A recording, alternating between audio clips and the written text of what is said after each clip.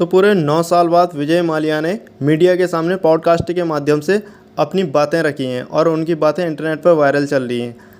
आपको मैं बताऊं आखिर वो क्या कहना चाहते हैं। उन्होंने खुद को पीड़ित बता रखा है। विजय माल्या ने पॉडकास्ट में खुद को पीड़ित साबित करने की पूरी कोशिश की है।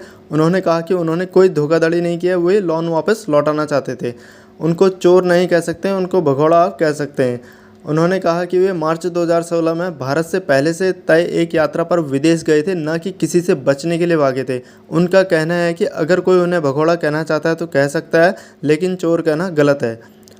और उन्होंने कहा है वो जब गए थे भारत से बाहर तो वे तत्कालीन फाइनेंस मिनिस्टर जेटली से मुलाकात करके गए थे, उन्हें बता कर गए थे।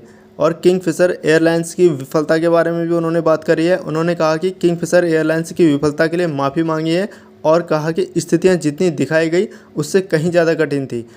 उन्होंने 2008 की वैश्विक आर्थिक मंदी को किंगफिशर एयरलाइंस के पतन का मुख्य कारण बताया है। भारत लौटने की शर्त भी बताई है। माल्या ने कहा कि अगर उन्हें भारत में निष्पक्ष सुनवाई और एक सम्मानजनक जीवन जीने की गारंटी मिलती है तो वे गंभीरता से लौटने पर विचार करेंगे। देखिए दोस्तों, विजय माल्या ने कहा है वो कर्मचारियों की सैलरी भी देना चाहते थे। बैंकों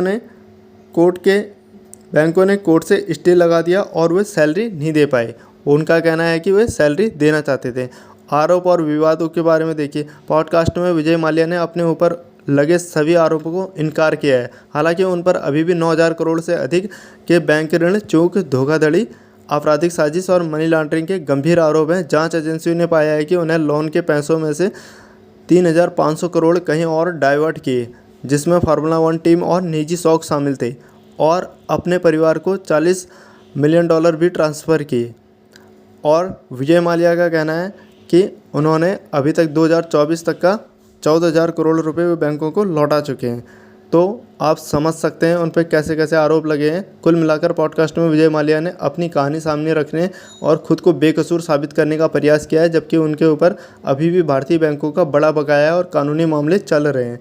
तो आपको क्या लगता है, आप क्या भारत सरकार को उन्हें माफ़ कर देना चाहिए या फिर उनको सज़ा मिलनी चाहिए? आपको क्या लगता है? आप अपनी राय कमेंट में दे सकते हैं।